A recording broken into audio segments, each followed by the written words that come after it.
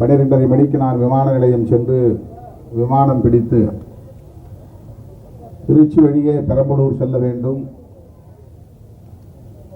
மிகவும் கவலைக்கிடமான நிலையில் எனது சிற்றன்னை மருத்துவமனையில் அனுமதிக்கப்பட்டிருக்கிறார். இந்த ஆர்ப்பாட்டத்தை தள்ளி வைக்கிறோம் என்று ஜேக்கப், வன்னியரசு போன்றவர்களின் இடத்திலே நேற்று சொன்னார்கள். நானும் அதற்கு முதலில் தள்ளி வைப்பதுதான் சரியாக இருக்கும் என்று மிகுந்த துயரத்தோடு பதிலிருத்தேன். ஆனாலும்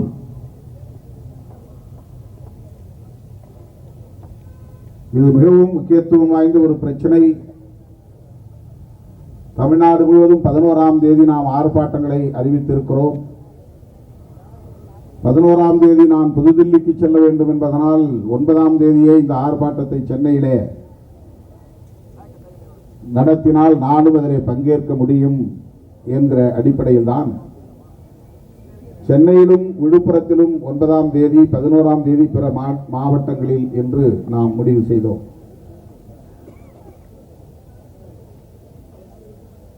சின்னம்மா அவர்களின் உடல் நலம் மிகவும் கவலைக்கிடமான ஒரு நிலையிலே, சுய நினைவற்ற நிலையிலே செயற்கை சுவாசத்தில் இருக்கிறார். கை கால்கள் கூட அசையவில்லை என்கிற ஆபத்தான நிலை. என்றாலும் இதனை தள்ளி வைத்தால் மறுபடி நடத்துவதற்கான சூழல் அமையாதோ என்கிற ஒரு கவலை எனக்கு மேலிட்டது. அடுத்தடுத்து வரக்கூடிய நாட்களில் மழை பெய்யும் சூழலும் இருக்கிறது. எனவே அறிவித்து போராட்டம் நடக்காமல் போய்விட்டது என்கிற ஒரு நிலை ஏற்பட்டு விடக்கூடாது என்ற எண்ணம் மேலிட்டது. எனவேதான் நான் பெரம்பலூரில் இருந்தே முகநூல் நேரலையில் 9ஆம் தேதி திட்டமிட்டவாறு ஆர்ப்பாட்டம் சென்னையிலும் விழுப்புரத்திலும் நடக்கட்டும், அதேபோல் இன்று இரவு அரூரிலே நடைபெறவிருக்கிற தீர்மான விளக்க பொதுக்கூட்டமும் தள்ளி போட வேண்டாம், நடக்கட்டும் என்று அறிவித்தேன். வலியோடு எடுத்த முடிவுதான், ஒரு கடினமான முடிவுதான்.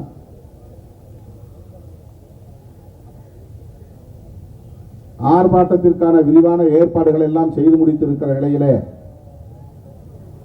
தள்ளி போடுகிற போது தோழர்களின் தொண்டர்களின் உணர்வுகள் எவ்வாறு இருக்கும் என்று நான் ஒரு கணம் யோசித்து பார்த்தேன். எனவே அந்த வழியோடு தான் நான் ஆர்ப்பாட்டத்திற்கு வருகிறேன், நீங்கள் ஏற்பாடு செய்யுங்கள், தள்ளி போட வேண்டாம் என்று உறுதிபட ஜேக்கப்புக்கு நேற்று மாலை தான் நான் சொன்னேன். அதற்குள்ளாக சமூக ஊடகங்களில் போராட்டம் தள்ளி வைப்பு என்று பல்வேறு கருத்துக்களை நம்முடைய தோழர்கள் பதிவிட்டு பரப்பிவிட்டார்கள். அதனால் கூட்டம் திட்டமிட்டவாறு திரளுமா, உரிய நேரத்திற்கு வந்து சேருவார்களா என்கிற ஒரு சந்தேகம் இருப்பதையும் தோழர்கள் எடுத்து சொன்னார்கள். எத்தனை பேர் வந்தாலும் 10 மணிக்கு தொடங்குவோம், 12 மணிக்கு முடிப்போம் என்று நான் சொல்லி அதன் அடிப்படையில் தான் உங்கள் முன்னால் நான் இப்போது நின்று கொண்டிருக்கிறேன். விரிவாக பேச வேண்டும், நெடுநேரம் பேச வேண்டும், இந்த ஆணவ கொலைகள் தடுப்பது குறித்து ஆழமாக பேச வேண்டும் என்கிற உணர்வுகள் மேலோங்கி இருக்கின்றன. ஆனாலும் கூட 1:30 மணி விமானத்தை பிடித்தாக வேண்டும் என்கிற நெருக்கடியும்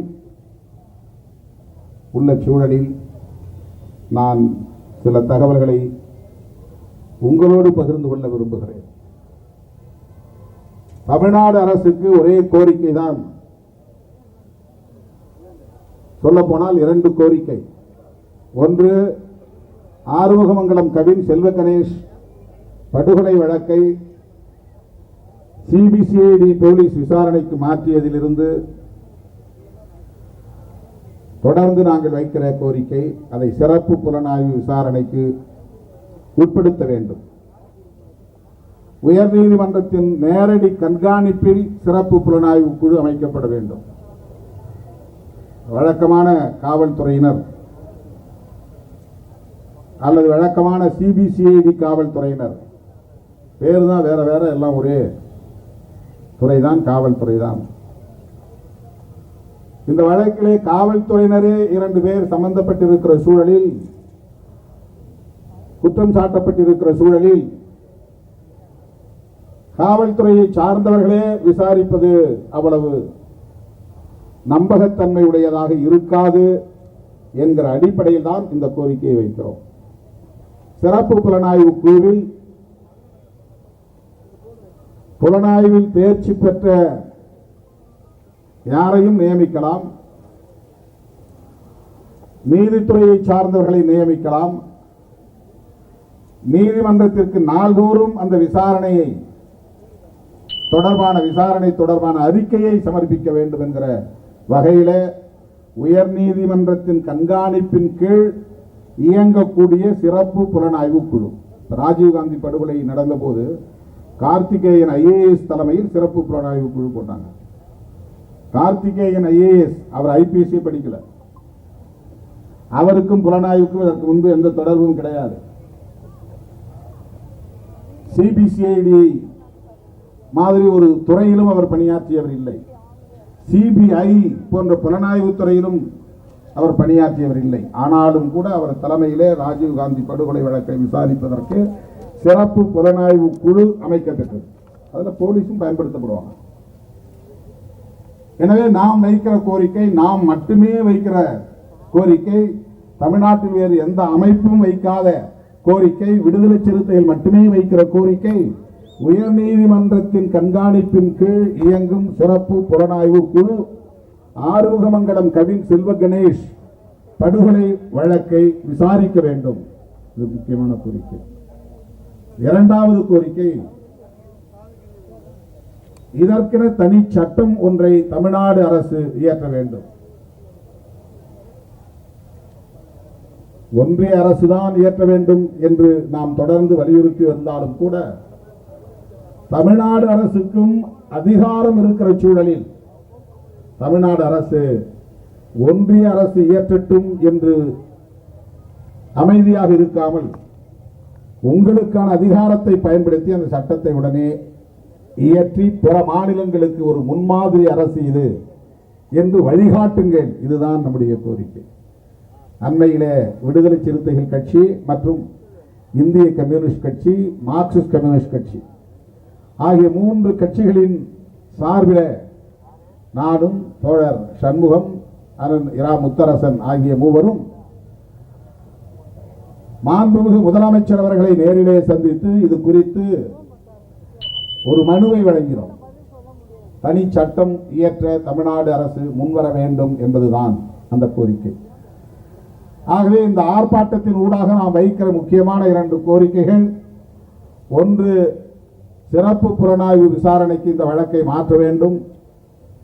2, தமிழ்நாடு அரசே தனி சட்டம், ஆணவ கொலைகள் தடுப்பு சட்டம் இயற்ற வேண்டும்.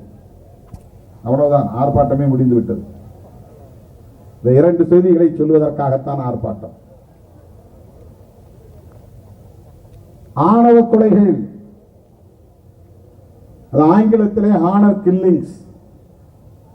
ஹானர் என்றால் கௌரவம் என்று தமிழில் சொல்லுவார்கள். அது ஆக்சுவலா தமிழ் இல்லை, அது வடமொழி சொல்லுது, சமஸ்கிருதம். கௌரவம் அப்படிங்கிறது, கௌரவம்னா சுயமரியாதையும், சுயமரியாதையும் தமிழ் சொல்லு இல்லை.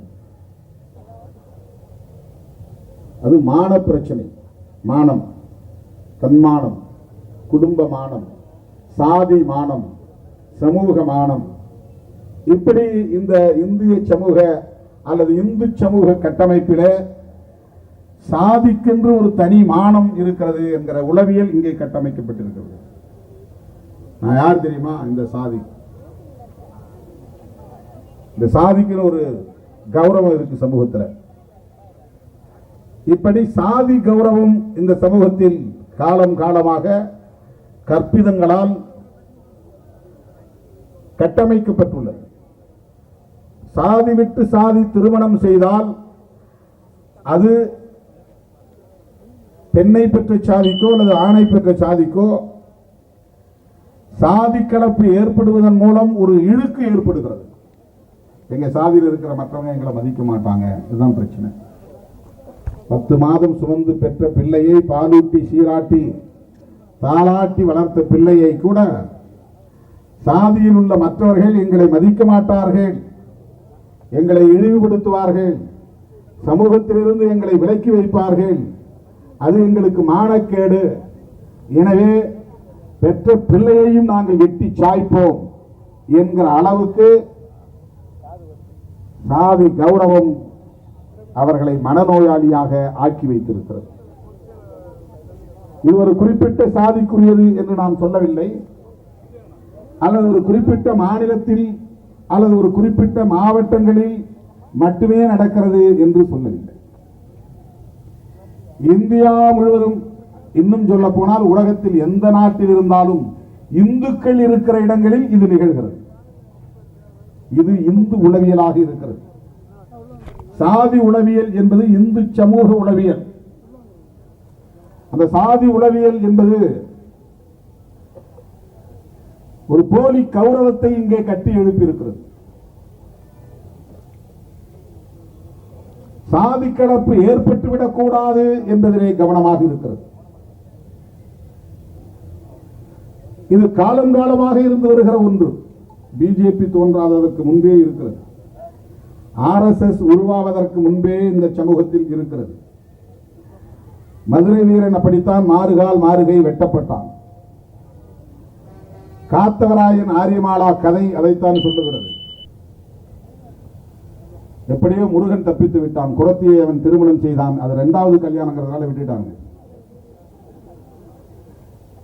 முருகனை வெட்டி சாய்க்கவில்லை, அல்லது வள்ளியை ஆணவ கொலை செய்யவில்லை.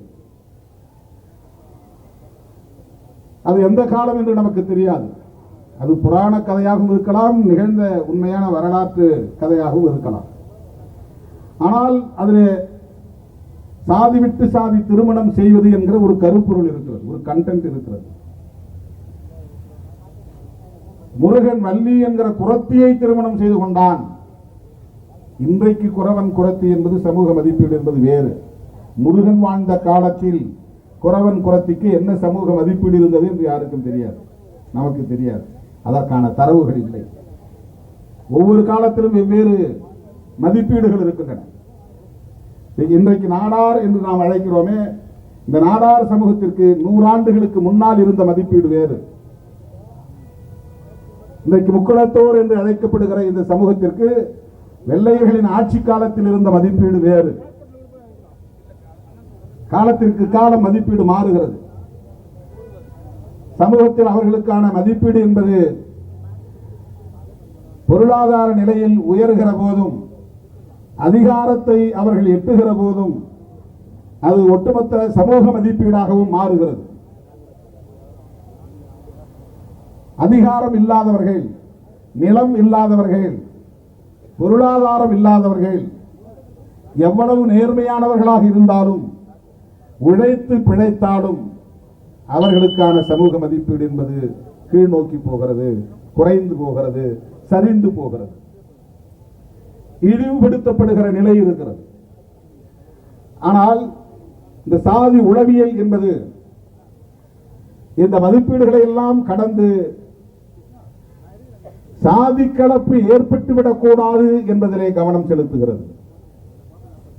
சாதி கலப்பு, சாதி கலப்பு என்றால் ஒரு சாதி இன்னொரு சாதியோடு திருமணம் செய்தால் பிறக்கிற குழந்தை எந்த சாதி என்கிற கேள்வி வருகிறது. அந்த குழந்தையை எந்த சாதியிலே சேர்ப்பது என்கிற கேள்வி வருகிறது.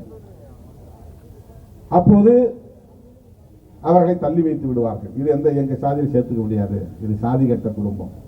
சாதி கெட்ட குடும்பம்னா கலப்பு சாதி உருவாகிவிட்டது. பழைய அந்த அப்பா அம்மா ஒரே சாதி, அவங்களுடைய அப்பா அம்மா ஒரே சாதி, அவங்க அப்பா அம்மா ஒரே சாதி, அந்த சாதி கலப்பு அப்படியே ஜீன் வழியா வந்துகிட்டே இருக்கு. சாதி தூய்மை அது. இடையில யாராவது ஒன்று கிராஸ் ஆயிடுச்சுன்னா எல்லாம் மாறி போயிடும், ஸ்கின் டோனே மாறி போயிடும்.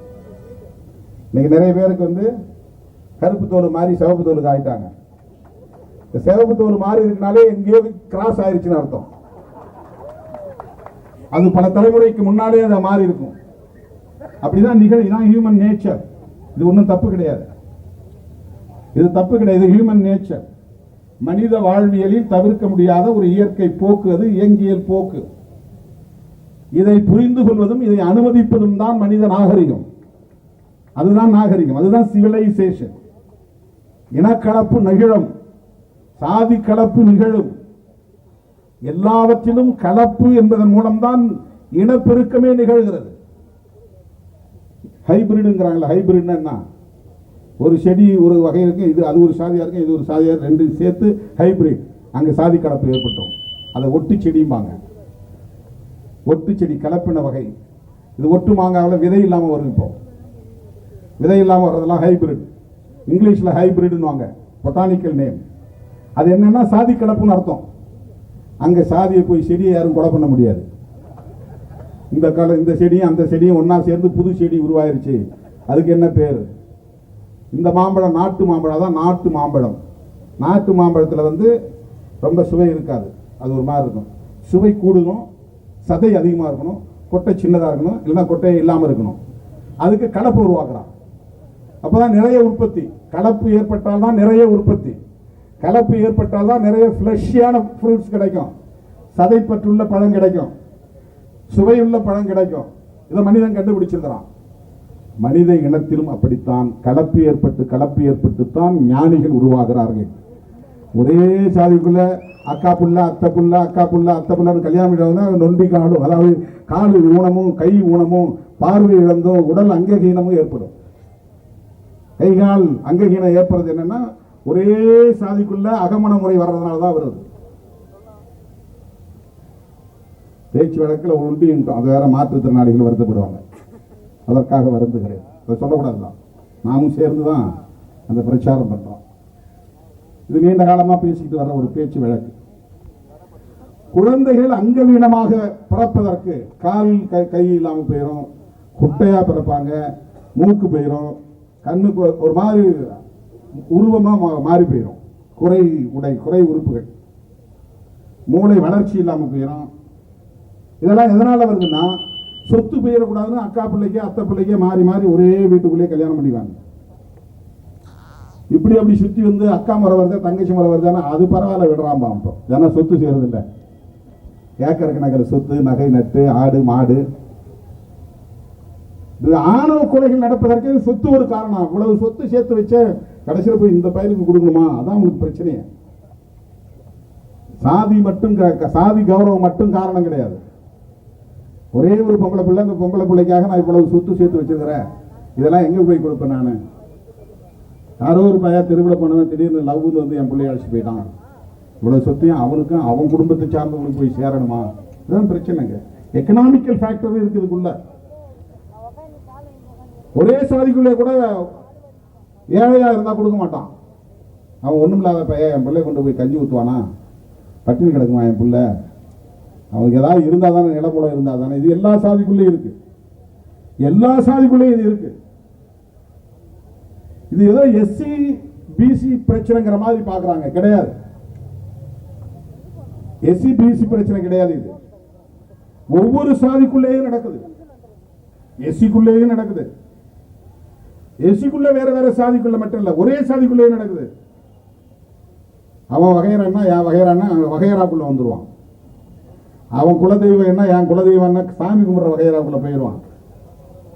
அவனுக்கு என்ன இருக்கு? அவன் மாடு மேய்க்கிறவன் அவனுக்கு போய் என் பிள்ளை கொடுக்கறதாம்பான். அவனுக்கு ஒண்ணுக்கு போறதுக்கு ஒரு இடம் இருக்காம்பான். ஒண்ணுக்கு போற அளவுக்கு ஒரு இடம் இருக்கா அவனுக்கு? எப்படிமா உட்காந்து ஒண்ணுக்கு போற அளவுக்கு சிறுநீர் பெய்யக்கூடிய அளவுக்காக அவனுக்கு சொந்த இடம் இருக்கா? ஒன்றும் இல்லை, புறம்போக்கில் கிடக்கிறான். போடா புறம்போக்கும்பான். இதெல்லாம் எங்கிருந்து வருகிறது? இது பொருளாதார அளவுகோலில் இருந்து வருகிறது. ஆகவே பெண்ணுக்கு நல்ல இடத்திலே மாப்பிள்ளை பார்க்க வேண்டும், அவள் எதிர்காலத்திலே நல்ல குடும்பத்தில் போய் வாழ வேண்டும் என்று விரும்புவது தவறில்லை. இதுவும் மனித இயற்கை தான். நல்ல பழக்க வழக்கம் உள்ளவனுக்கு திருமணம் செய்து வைக்க வேண்டும் என்று விரும்புவது தவறில்லை. அதுவும் மனித இயற்கை தான். குடிப்பழக்கம் இல்லாதவனாக இருக்க வேண்டும், கஞ்சா போதை பழக்கம் இல்லாதவனாக இருக்க வேண்டும், சிகரெட் குடிக்கிற பழக்கம் இல்லாதவனாக இருக்க வேண்டும், பொய் சொல்லாதவனாக இருக்க வேண்டும், தில்லுமுள்ளு செய்யாதவனாக இருக்க வேண்டும், சோம்பேறியாக இல்லாதவனாக இருக்க வேண்டும், மந்த புத்தி இல்லாதவனாக இருக்க வேண்டும், பார்க்கறது கொஞ்சம் ஆள் வாட்ட சாட்டமாக இருக்க வேண்டும். இதையெல்லாம் பார்க்கறது தவிர்க்க முடியாது. குடும்ப இல்லற வாழ்க்கையை தேர்வு செய்கிற போது பெற்றோர் இந்த மதிப்பீடுகளை எல்லாம் அளவுகோல்களை எல்லாம் வைப்பது தவிர்க்க முடியாது, இல்லை என்று நாம் சொல்லவில்லை. ஆனால் சாதி விட்டு சாதி திருமணம் செய்யக்கூடாது என்பதிலே ஒரு சனாதன கருத்து இருக்கிறது. சாதி கலப்பு ஏற்பட்டுவிடக் கூடாது, சாதி தூய்மைவாதம் இங்கே பாதுகாக்கப்பட வேண்டும் என்பது சனாதனத்தின் உச்சம். அகமண முறை, சாதி விட்டு சாதி திருமணம் செய்வது, மதம் விட்டு மதம் திருமணம் செய்வது புறமண முறை. இந்து சமூகத்தில் இதுதான் நீண்ட காலமாக பின்பற்றப்பட்டு வருகிற மிக முக்கியமான ஒரு நிலைப்பாடு அல்லது கோட்பாடு அல்லது சம்பிரதாயம். பிசினா பிசிக்குள்ள கல்யாணம் நடக்காது. முதலியாரும் பிள்ளைமாரும் திருமணம் செய்வார்களா? செய்ய மாட்டார். நல்ல நண்பர்களாக இருப்பார்கள், சேர்ந்து தொழில் செய்வார்கள், சேர்ந்து அரசியல் செய்வார்கள். அப்படி திருமணம் செய்ய மாட்டார்கள். கொடுக்கல் வாங்கல் இருக்காது. இது ஒண்ணு மட்டும் ரொம்ப கராரா போயிட்டு எல்லா வகையிலும் சேர்ந்து இருப்பார்கள். தண்ணி அடிக்கிற போது எதுவுமே பார்க்க மாட்டான், சேர்ந்து தண்ணி அடிப்பாங்க. அப்பெல்லாம் எச்சி இருக்குன்னு கூட பார்க்க மாட்டான். ஊறுகாய எல்லாரும் ஒரே நேரத்தில் போட்டு நக்கிக்கிட்டு இருப்பாங்க. அதுல சாதி பார்க்க மாட்டார்கள். இதெல்லாம் நடைமுறை நாம் பார்க்கிறோம். சாதி விட்டு சாதி திருமணம் செய்யக்கூடாது என்கிற கருத்தியல் சனாதனத்தோடு தொடர்புடையது. சனாதன கருத்தியல். சாதி கலப்பு ஏற்படக்கூடாது. அகமண முறைதான் நடைமுறையில் இருக்க வேண்டும். சதி வழக்கம் சனாதன முறைதான். விதவைகள் திருமணம் செய்யக்கூடாது, அது ஒரு சனாதனம் தான். விதவையாக இருந்தால் நல்லது கெட்டதுகளில் பங்கேற்க கூடாது, அது சனாதனம். விதவை பெண்கள் வெள்ளை ஆடை தான் உடுத்த வேண்டும், பொட்டு வைக்க கூடாது, பூ வைக்க கூடாது, அது சனாதனம். தலைமுடியே வைத்திருக்க கூடாது, மொட்டை அடித்துக் கொள்ள வேண்டும், அது சனாதனம். இதெல்லாம் இன்னைக்கும் பிராமண பெண்கள்கிட்ட ரொம்ப தீவிரமா நடைமுறையில் இருக்கு. மடிசார் மாமிகள்கிட்ட அதை மீறி வந்தவங்க நிறைய பேர் வெளியே இருக்கிறாங்க. முற்போக்கா எவ்வளவு இளம் வயதிலே திருமணம் செய்து கணவனை இழந்தாலும், 12 வயதிலே விதவையானால் அவள் 92 வயது வரையில் வாழ்ந்தாலும் அவள் தன் உணர்ச்சிகள் அனைத்தையும் தேவைகள் அனைத்தையும் சுருக்கி கொண்டு கட்டுப்பட்டு ஏதோ ஒரு ஆணுக்கு கட்டுப்பட்டு அவள் வாழ வேண்டும் என்பது இந்த சமூகத்திலே நீடிக்கிறது. அதுதான் சனாதனம். பெண்களை ஒடுக்குவது, ஏன்னா பெண் தான் இனப்பெருக்கத்தின் மூலாதாரம். அடுத்த வாரிசுகளை உருவாக்குவதற்கான மூலாதாரம். எனவே பெண்களை தன் கட்டுப்பாட்டுக்குள்ளே வைத்துக் கொண்டால் சாதி கலப்பு ஏற்படாமல் சாதி தூய்மையை காப்பாற்றிவிட முடியும், சாதி கௌரவத்தை காப்பாற்றிவிட முடியும். விதவையாய் இருப்பவள் கணவன் இறந்த பிறகு உயிரோடு வாழ்ந்தால் அவள் நடத்தை கெட்டவளாக மாறிவிடுவாள். அதன் மூலம் குடும்ப மானமும் போகும், சாதி மானமும் போகும். எனவே அவள் விருப்பம் இல்லாமலேயே அவளை தூக்கி உடன்கட்டை ஏற வைப்பது, உயிரோடு கொளுத்துவது என்கிற நடைமுறை இந்தியாவிலே உத்தரப்பிரதேசம் போன்ற மாநிலங்களிலே நீண்ட காலம் தீவிரமாக இருந்தது. இப்போதும் அது நீடிக்கிறது. அதை யாரும் கட்டுப்படுத்த முடியல. ஏன் நாம் ஆணவ கொலைகளை எதிர்க்கிறோம் என்பதற்கு இதுதான் காரணம். யார் வேணாலும் எவனை வேணாலும் கல்யாணம் பண்ணிட்டோம் அப்படின்னு நம்ம போக கூடாது. அதையெல்லாம் நீங்க ஏத்துக்கிட்டு போகணும் அப்படின்னு நாம சொல்லல. பெற்றவர்களுடைய உணர்வுகள் எத்தகையதாக இருக்கும் என்பதை உணர்ந்தாலும் கூட இந்த பிரச்சனையை அதோடு மட்டுமே பார்க்க கூடாது, அதன் அடிப்படையில் மட்டுமே அணுகக்கூடாது. இந்த பிரச்சனையின் மூலம் என்னவாக இருக்கிறது என்றால் சாதி தூய்மைக்கானதாக இருக்கிறது, சனாதனத்தின் கோட்பாடாக இருக்கிறது. எனவே இதை நாம் எதிர்க்கிறோம். இதெல்லாம் புரிஞ்சுக்கிறதுக்கு அவங்களால முடியாது. ஏதோ திருமாவளவன் உளறிட்டு இருக்கிறாயா, இது எஸ்சி பிரச்சனைமா. திருமாவளவன் பேசினாலே எஸ்சிக்காக மட்டும்தான் பேசுவாங்கிறது அவனுடைய சாதி புத்தி. அந்த புத்தி மாறாது. அவன் ஒரு காலத்தில் வந்து திருமாவளவன் பேசுவதிலே நியாயம் இருக்கிறது என்று ஏற்றுக்கொள்ளப் போவதில்லை. ஏனென்றால் அவன் ஏற்கனவே ஒரு முன்முடிவு எடுத்துட்டான். அது ப்ரீ கன்சீவ்டு தாட்ஸ் அப்படிம்பாங்க. இவன் எஸ்சிக்காக தான் பேசுவான். அம்பேத்கர் எஸ்சி, அவர் எஸ்சி தலைவர், அவ்வளவுதான் முடிச்சுவான். அதுக்கப்புறம் அவர் என்ன எழுதினாரு, என்ன பேசினாரு, அதெல்லாம் அவனுக்கு தெரியாது. அதை படிக்க மாட்டான். அவர் எழுத்தையோ அவருடைய பேச்சையோ ஒரு காலத்திலே அவன் தேடி போக மாட்டான். அப்புறம் அவனுக்கு எப்படி புரியும் அம்பேத்கரை பற்றி? அம்பேத்கரையே அப்படி மதிப்பீடு செய்கிறவன் திருமாவளவனை எப்படி மதிப்பீடு செய்வான்? இதெல்லாம் நமக்கு தெரியும். நாம் இந்த பிரச்சனையை இந்த கோணத்தில் தான் அணுகுகிறோம். சனாதன எதிர்ப்பு என்கிற அடிப்படையில் தான் இதை நாம் எதிர்க்கிறோம். இன்றைக்கு சாதி பெருமிதங்கள், ஆண்ட சாதி, வேல்கம்பு தூக்குகிற சாதி, வீர பரம்பரை, இதெல்லாம் திட்டமிட்டு RSS பிஜேபி போன்ற கும்பலால் பரப்பப்படுகிற அரசியல். நீங்க இப்ப பறையர் அவங்க பின்னால போறீங்கன்னா பறையர்களுக்கு வந்து ஒரு வரலாறு அவங்க உருவாக்கி தருவாங்க. யார் தெரியுமா? நீங்க சிவன் பரம்பரை. சிவனுக்கு சுடலையாண்டின்னு ஒரு பேர் இருக்குது. அவனுக்கு சாம்ப சிவன் பேரு, சாம்பல் பூசியவன். அந்த பரம்பரையை சேர்ந்தவன் நீங்க. அதனால் நீங்க எல்லாம் சிவகுலத்தார் அப்படின்பா. அப்படி திடீர் ஒரு கும்பலம் இருக்கிறான் இந்த சாதியில. பெருமாளை பற்றியும் கதை இருக்கு. பெருமாளோடு மகாவிஷ்ணுவோட சம்பந்தப்படுத்தி இந்த சமூகத்தை பெருமைப்படுத்தி நீங்கெல்லாம் எங்க பின்னால வாங்க, எங்க பின்னால வாங்க. புராணங்களை, புராண கதையாடல்களை சொல்லி மக்களை தம்மையப்படுத்துகிற ஒரு அரசியலை அவர்கள் முன்னெடுக்கிறார்கள். எல்லா சாதியையும் ஆண்ட சாதின்னு சொல்லி ஒண்ணுக்கு ஒண்ணு சமம் இல்லாத நிலையை உருவாக்குவது, சமத்துவம் இல்லாத நிலையை உருவாக்குவது, தனித்தனி குழுக்களாக, இனக்குழுக்களாக இவர்கள் சிதறி கிடக்க வேண்டும். இதுதான் பிஜேபியுடைய நோக்கம், இதுதான் RSS உடைய நோக்கம். இதை பெரியார் பார்வையால், அம்பேத்கர் பார்வையால், மார்க்சிய பார்வையால் மட்டும்தான் புரிந்து கொள்ள முடியும். இல்லையே புரிந்து கொள்ளவே முடியாது. இதை புரிந்து கொள்வதற்கே இந்த அணுகுமுறை தேவைப்படுகிறது. கவின் படுகொலை அதன் அடிப்படையில் நிகழ்த்தப்பட்ட ஒன்று. இது 10 11 அத்தோடு இது ஒன்று என்கிற அடிப்படையில் இந்த கணக்கு கூட்டிக்கொண்டே போகிறது. 2015 நேஷனல் கிரைம் ரெக்கார்ட் பியூரோ ஒரு புள்ளி விவரம் தருகிறது. அந்த புள்ளி விவரத்தில் என்ன சொல்லுகிறது என்றால், தேசிய அளவில் 2015 2016 15 நேஷனல் கிரைம் ரெக்கார்ட் பியூரோ தருகிற புள்ளி விவரம், ஒவ்வொரு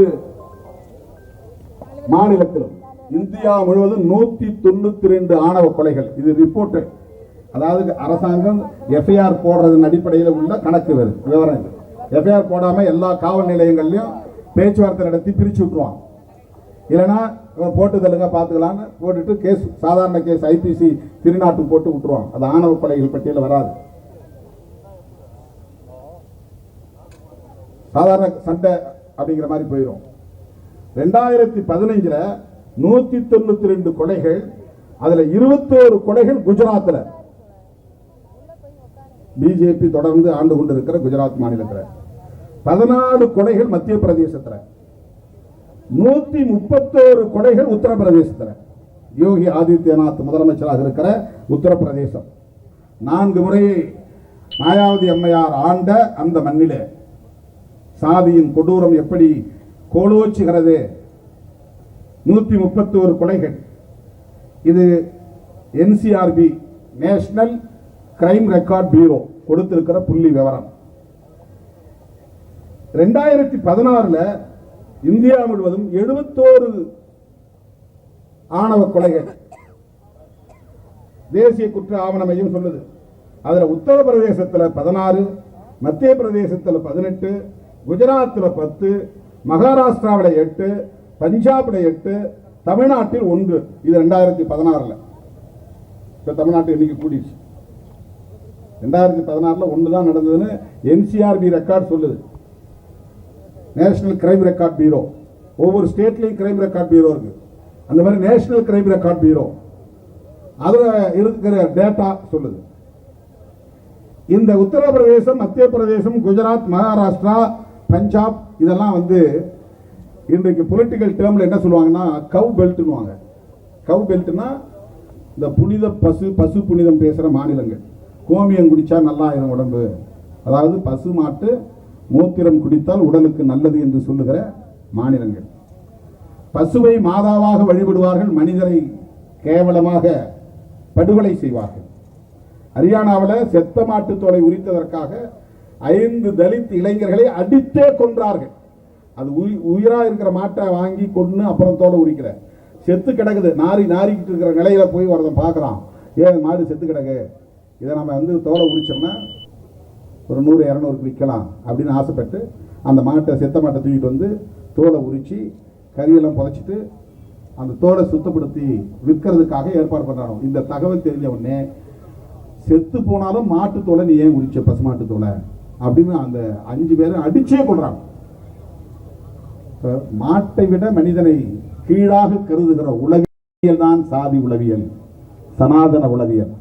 மனிதனை மனிதனாக பார்க்காமல் மனிதனை பிணத்தை விடவும் கேவலமாக பார்க்கிற ஒரு உளவியல் தான் சாதி உளவியல். இதுதான் கவ் பெல்ட். பசு புனிதம் பேசுகிற மாநிலங்கள். பசுமாட்டுக்கறி தான் சமைத்திருக்கிறாய் என்று வீட்டுக்குள்ளே புகுந்து ஒரு முஸ்லீமை உத்தரப்பிரதேசத்திலே தாத்ரி என்கிற இடத்திலே அடித்தே கொலை செய்தார்கள். இதுதான் சனாதனம். இப்படி 2016 2015 இருக்கிற இந்த புள்ளி விவரத்தை மேற்கோள் காட்டி உச்ச நீதிமன்ற நீதிபதிகள் 2018 வருஷம், இன்னைக்கு என்ன 2025, 7 வருஷத்துக்கு முன்னால 2018 மார்ச் மாதம் 27ஆம் தேதி ஒரு தீர்ப்பு வழங்குறாங்க. யார் யார் நீதிபதினா தீபக் மிஸ்ரா, ஏஎம் கன்வில்கர், டிவை சந்திரசூட், இந்த 3 பேர் கொண்ட அமர்வு 54 பக்கம் தீர்ப்பு சொல்றாங்க. அந்த தீர்ப்புல இந்த யூனியன் கவர்மெண்ட், அதுதான் டெல்லியில் இருக்கிற அரசாங்கம், அதுக்கு நேரடியாக டைரக்ஷன் கொடுக்குறான். ஒரு சட்டம் கொண்டு வா, ஆணவ கொலைகளை தடுக்க சட்டம் கொண்டு வா. தமிழ்நாட்டுக்குள்ள தமிழ்நாடு அரசியை கூட, நம்முடைய முதலமைச்சரை கூட ஏற்கனவே இருக்கிற ஐபிசி என்கிற பிஎன்எஸ் சட்டமே இந்த வழக்குகளை எதிர்கொள்ள போதுமானது என்று வல்லுநர்கள் கூறுகிறார்கள் என்ற கருத்தை கொண்டிருக்கிறார். அவரிடத்தில் நாங்கள் எடுத்து சொன்னோம், நாங்கள் மட்டும் சொல்லல. அப்படி ஒரு சட்டம் இருந்தாலும் கூட புதிய சட்டம் இயற்ற வேண்டும் என்று சுப்ரீம் கோர்ட் 3 பேர் கொண்ட பெஞ்ச், தீபக் மிஸ்ரா, கன்வில்கர், சந்திரசூட் 3 பேர் கொண்ட அமர்வு 2018ஆம் ஆண்டு மார்ச் மாதம் 27ஆம் தேதி தீர்ப்பு வழங்கி இருக்கிறது. நேரடியாக ஒன்றிய அரசுக்கு ஆணையிட்டு இருக்கிறது, சீக்கிரம் சட்டம் கொண்டு வரான்னு. அவங்க எந்த அடிப்படையில் சட்டம், அவங்களுக்கு தெரியாதா ஏற்கனவே ஐபிசி இருக்கிறது? இருக்கு. ஏற்கனவே ஐபிசி இருந்தாலும் ஏன் பிரிவென்ஷன் ஆஃப் அட்ராசிட்டிஸ் ஆக்ட் வந்தது? இந்த பிரிவென்ஷன் ஆஃப் அட்ராசிட்டிஸ் ஆக்ட்ல என்ன குற்றங்கள்? வீட்டை கொளுத்துறது, வீடு புகுந்து அடிக்கிறது, சொத்துக்களை சூறையாடுறது, கட்டி வைத்து அடிப்பது, படுகொலை செய்வது, பெண்களை பாலியல் வல்லுறவு செய்வது, குழந்தைகளை முதியவர்களை சித்திரவதை செய்வது, இது எல்லாத்துக்கும் ஐபிசி செக்ஷன் இருக்கு. ஆனாலும் பிரிவென்ஷன் ஆஃப் அட்ராசிட்டிஸ் ஆக்ட் தனி சட்டம் நிறைவேற்றப்படுவதற்கான தேவை இருந்தது, நிறைவேற்றியிருக்கிறது ஒன்றிய அரசு. பெண்களுக்கு எதிரான குற்றங்கள், பல குற்றங்கள் இருக்கு. டொமஸ்டிக் வயலன்ஸ், அதுக்கு தனி சட்டம் இருக்குது. செக்ஷுவல் ஹராஸ்மென்ட்ஸ் தனி சட்டம் இருக்கிறது. டீசிங், கிண்டல் பண்றான், பின்னாலே தொடர்ந்து போறான், கேலி செய்யறான், அதுக்கு தனி சட்டம் இருக்கு. பெண்கள் பாதுகாப்புக்கு ஐபிசி போதும் என்று ஏன் சொல்லவில்லை? ஐபிசி சட்டத்தின் மூலமாகவே பெண்களுக்கு எதிரான குற்றங்கள் விசாரிக்கப்பட முடியும். ஆனாலும் அந்த சட்டம் போதவில்லை, சிறப்பு சட்டம் தேவைப்படுகிறது என்று சிறப்பு சட்டம் கொண்டு வரப்பட்டிருக்கிறது. விமன் ஹராஸ்மென்ட்ஸ், அதுக்கு எதிரான சட்டம் இருக்கு. டொமஸ்டிக் வயலன்ஸ், டவுரி ஆக்ட் இருக்கு. கல்யாணம் ஆகி 7 வருஷத்துக்குள்ள ஒரு பெண் எந்த நிலையில் பாதிக்கப்பட்டாலும் டவுரி ஆங்கிள் விசாரிக்கணும் என்று சட்டம் சொல்லுது. அவன் உடல் நலம் பாதிக்கப்பட்டு இறந்தா கூட உடனே ஆர்டிஓ வந்துருவாங்க, ஆர்டிஓ என்கொயரி. அவன் எப்படி செத்தா, ஏன் செத்தா, யாராவது டவுரி கேட்டீங்களா, அப்பாவை கூப்பிட்டு விசாரிக்கணும், அம்மாவை கூப்பிட்டு விசாரிக்கணும், அதாவது மாமனார் மாமியாரை கூப்பிட்டு விசாரிக்கணும், நாத்தனாவை கூப்பிட்டு விசாரிக்கணும், கொழுந்தனை கூப்பிட்டு விசாரிக்கணும். டவுரி சம்பந்தமான எந்த ஹராஸ்மெண்ட்ஸ் நடக்கலைங்கிறத ரூல் அவுட் பண்ணாதான் அந்த பணத்தை எடுத்து அடக்கம் பண்ண முடியும். ஐபிசி இருந்தா அந்த சட்டம் வந்து அந்த இந்த விசாரணைகள்லாம் நடக்காது. ஒரு கேஸை போட்டு சாதாரணமான தாக்குதல், வன்முறை 307 அல்லது 302, 506 part 2 இதெல்லாம் போட்டுருவாங்க. இப்போ பிஎன்எஸ்ல மாறி போச்சு அந்த செக்ஷன்லாம். இப்போ அது இல்லை, ஐபிசி இருந்தவர்கள் அந்த செக்ஷன்ஸ். எனவே ஏற்கனவே ஐபிசி சட்டம் இருந்தாலும் பெண்களுக்கு எதிரான குற்றங்களை தடுப்பதற்கென்று சிறப்பு சட்டங்கள் இயற்றப்பட்டிருப்பதை போல ஏற்கனவே ஐபிசி சட்டங்கள் இருந்தாலும் கூட தலித் மக்களுக்கும் பழங்குடி மக்களுக்கும் பாதுகாப்பு அளிக்க வேண்டும், வன்கொடுமைகளை தடுக்க வேண்டும் என்பதற்காக தனி சட்டம் இயற்றப்பட்டிருப்பதை போல ஆணவ கொலைகளை தடுப்பதற்கு தனி சட்டம் வேண்டும் என்று உச்சநீதிமன்றம் சொல்லியிருக்கிறது. சட்ட ஆணையம் சொல்லியிருக்கிற லா கமிஷன் ஒரு பில்லை தயார் பண்ணி கொடுத்துட்டான். அந்த பில்லு இப்ப கொடுத்தாங்க லா கமிஷன். அது வந்து இந்திய அரசாங்கத்தால் நியமிக்கப்பட்டிருக்கிற ஒரு லா கமிஷன். அவன் சொல்றான், ஒரு சட்டம் prohibition of unlawful assembly interference with the freedom of memorial alliances act. இது வந்து லா கமிஷன் வந்து மத்திய அரசாங்கத்துக்கு கொடுக்குறான். 2012 கொடுத்துருக்கான். இப்ப 13 வருஷம் ஆகுது. என்ன கொடுக்குறான்? ஒரு பில்லே தயார் பண்ணி கொடுத்துட்டான். இதை நீ பாஸ் பண்ணியான்ற அவ்வளவுதான். இதுக்கு நீ தனியா ஒரு டீமை போட்டு தனியா பில்லு தயார் பண்ண வேண்டாம், நானே உனக்கு பில்லு கொடுத்துறேன். பில்லு கொடுத்துட்டான் 2012. அப்ப காங்கிரஸ் அரசாங்கம் இருந்துச்சு.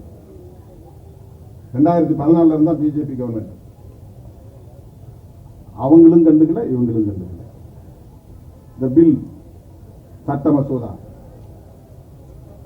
அதே மாதிரி விமன் கமிஷன், மகளிர் ஆணையம், அவங்களும் தனியா ஒரு சட்டத்தை இயற்ற வேண்டும் என்ற பரிந்துரையை வழங்கியிருக்கிறார்கள்.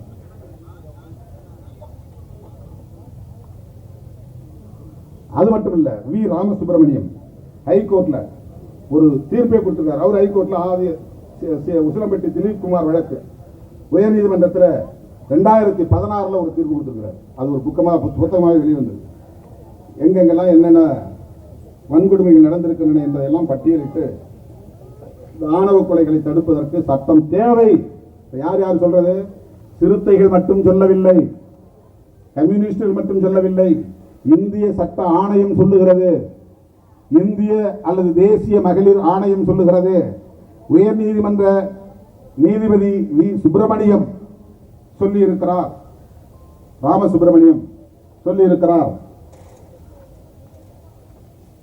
விடுதலை சிறுத்தைகள் கட்சியின் சார்பில் பிஜேபி கவர்மெண்ட் வந்த பிறகு 2 முறை கொண்டு போய் இந்த விவரங்களை எல்லாம் எழுதி மனுவாக கொடுத்திருக்கிறோம். இந்த உச்சநீதிமன்ற தீர்ப்பு 2018 வருவதற்கு முன்பு எந்த அமைப்பு அந்த வழக்கை தொடுத்ததுன்னா சக்தி வாகினின்னு ஒரு அமைப்பு யூனியன் கவர்மெண்ட்டுக்கு எதிராக வழக்கு தொடுக்கிறாங்க. அதுலதான் இந்த தீர்ப்பு வருது. அது என்ன சொல்லியிருக்காங்கன்னா, தடுப்பு நடவடிக்கைகள் நீங்க செய்யணும். இது வந்து மாநில அரசுகளுக்கும் குறிப்பா காவல்துறையினருக்கு அந்த கவர்மெண்ட் சொல்லியிருக்காரு. தடுப்பு நடவடிக்கைகள் என்ன தடுப்பு நடவடிக்கை பண்ணணும்? முதல்ல நீ ஐடென்டிஃபை பண்ணணும், எந்தெந்த ஏரியாவில் இது தொடர்பான டென்ஷன்ஸ் இருக்கு, சமூக பதற்றம் இருக்கு. இப்ப மேற்கு மாவட்டங்களில் பரவிச்சு, வட மாவட்டங்களை ஒப்பிடும் போது தென் மாவட்டங்களில் ரொம்ப அதிகமா இருக்கு. அதுக்கு அடுத்தபடியா மேற்கு மாவட்டங்கள்லயும் இருக்கு, வட மாவட்டங்கள்லயும் இருக்கு.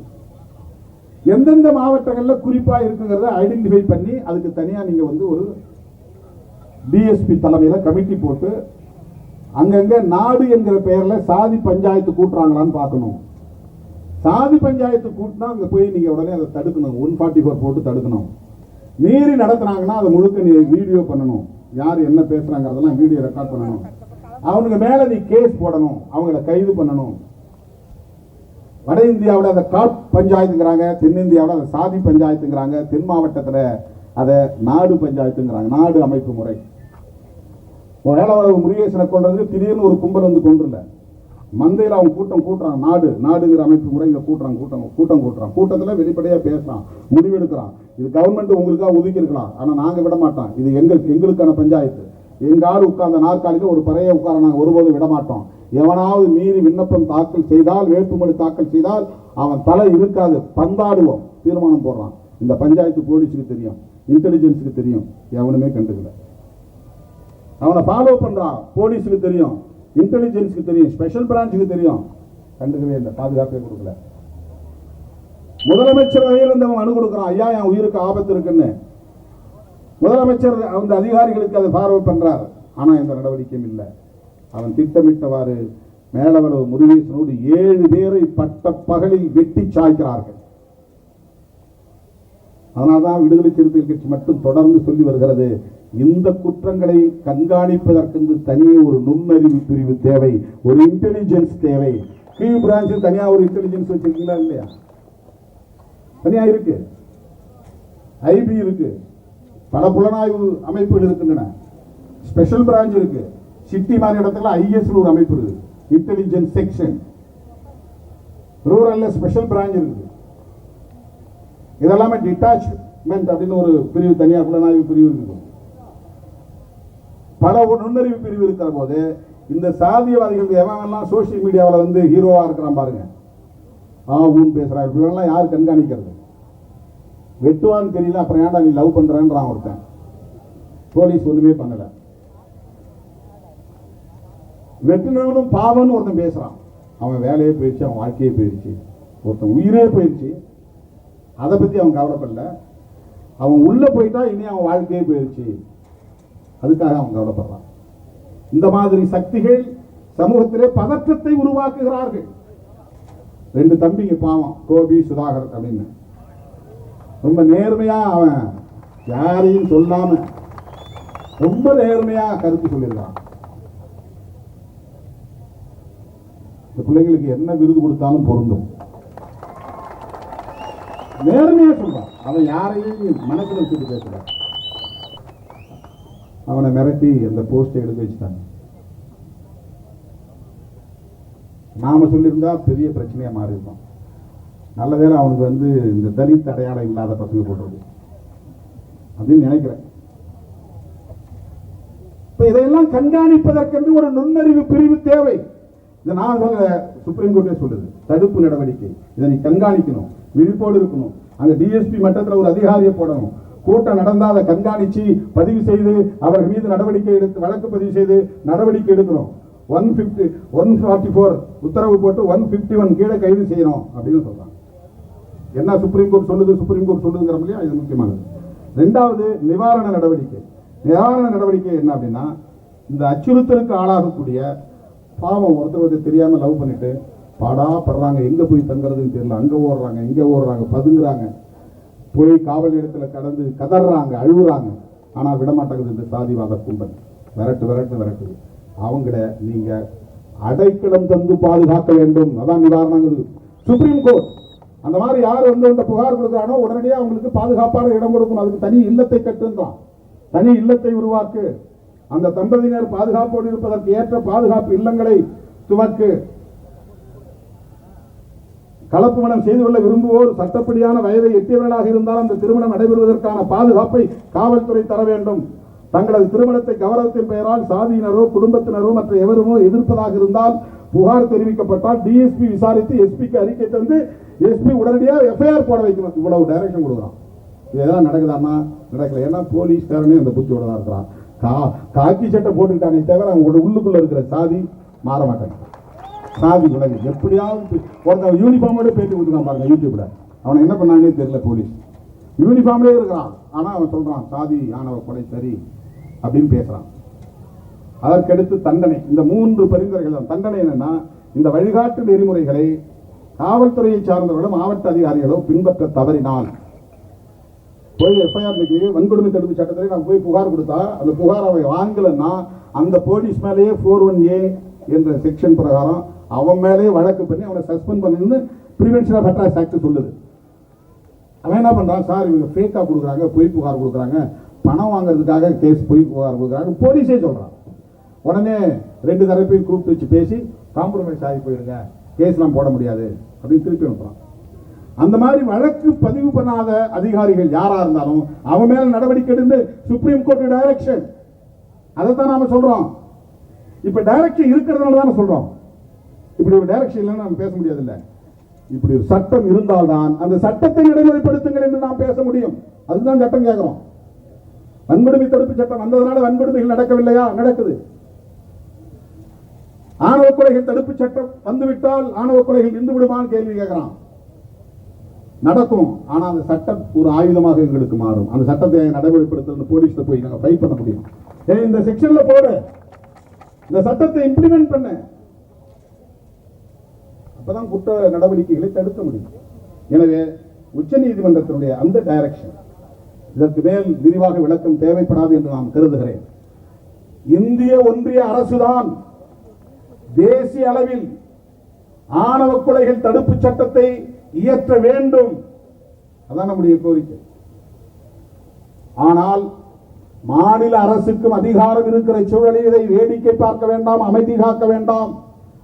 உங்கள் அதிகாரத்தை பயன்படுத்தி துணிந்து இந்த சட்டத்தை நிறைவேற்றுங்கள் என்பதுதான் திராவிட முன்னேற்ற கழகத்தின் தலைமையிலான இந்த அரசுக்கு விடுதலை சிறுத்தைகள் கட்சி விடுக்கிற தோழமையான வேண்டும்.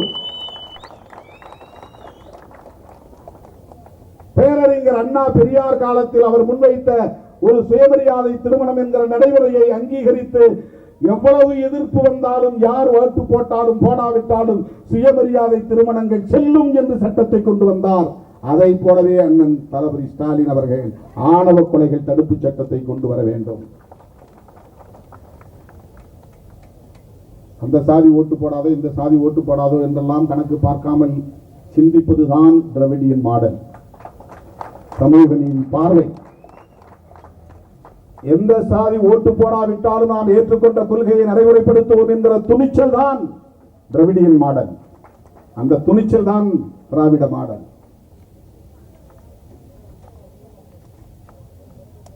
எத்தனையோ பல சட்டங்கள் அப்படி இயற்றப்பட்டிருக்கின்றன. சாதி எதிர்ப்புகளை மீறி இன்றைக்கு திராவிட முன்னேற்ற கழகத்திற்கும் திராவிட முன்னேற்ற கழகத்தின் தலைமையிலான கூட்டணிக்கும் பெருமளவில் ஆதரவு தெரிவிக்கக்கூடிய வாக்காளர்கள் இந்த ஒடுக்கப்பட்ட சமூகத்தை சார்ந்தவர்களாக இருக்கிறார்கள் என்கிற அந்த உரிமையோடு நான் சொல்ல கடமைப்பட்டிருக்கிறேன். ஆனாலும் இது ஒடுக்கப்பட்டவர்களுக்கான பிரச்சனை அல்ல, இது ஒட்டுமொத்த சமூக பிரச்சனை. இது இந்தியாவுக்கு வழிகாட்ட வேண்டிய பிரச்சனை. ராஜஸ்தானிலேயே இப்படி ஒரு சட்டம் வந்திருப்பதாக சொல்லப்படுகிறது. மிகவும் பிற்போக்குத்தனமான மாநிலங்களில் ஒன்றான ராஜஸ்தானிலேயே ஆணவ கொலைகளை தடுப்பதற்கு சட்டம் வந்திருக்கிறது என்றால், முற்போக்கு அரசியலை பேசும் தமிழ் மண்ணிலும் இப்படி ஒரு சட்டம் தேவை தேவை தேவை என்பதை சொல்லி திராவிட முன்னேற்ற கழகத்தின் தலைவர், மதசார்பற்ற முற்போக்கு கூட்டணியின் தலைவர் அண்ணன் தளபதி அவர்களுக்கு இந்த வெளிப்படையான வேண்டுகோளை வைத்து முடிக்கிறேன். நன்றி, வணக்கம்.